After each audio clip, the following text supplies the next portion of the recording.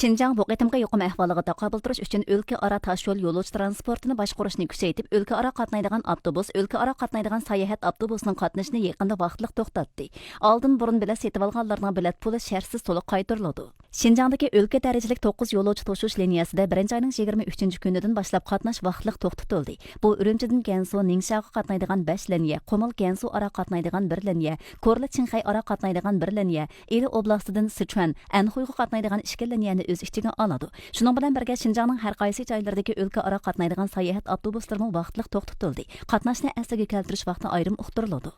Şinjan Uyghur Avtonom rayonluq ma'rif nazorati 1-oyning 27 kuni jiddiy uqtirish chiqarib, yangi tipki tajismon viruslik o'pka yalluq yuqumining oldini olish tizginlash vaziyatining keskinligini ko'rsatib, maktab yaslilarda o'qish boshlanganda odam ko'payib, yuqumlanish xavfining oldini olish, o'quvchilarning hayotiy bexatarligi va sog'lomligiga haqiqiy kapolatlik qilish uchun Goviyanning yuqumning oldini olish tizginlash o'rlashtirimlari va Şinjan Uyghur Avtonom rayonining jiddiy ommaviy sahiya vaqalariga taqobil turish 1-darajalik loyihasini qo'zg'atish xizmat talabiga asosan har darajalik turli maktab yaslilarining 2020-yillik atiyozlik o'qish boshlash vaqtini kechiktirishni qaror qildi.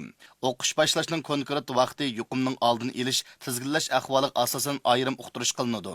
Uqtirishda maktab yaslilaridan qishliq ta'tilda yipiq shaklda boshqarib har kuni dezinfeksiyalash, havo almashtirish, yig'ilish xarakteridagi har qanday faoliyat tashkillamaslik, turli fuqaroviy ma'rif apparatlari, jamiyatdagi tarbiyalash apparatlaridan bu uqtirishni ijro qilish talab qilindi.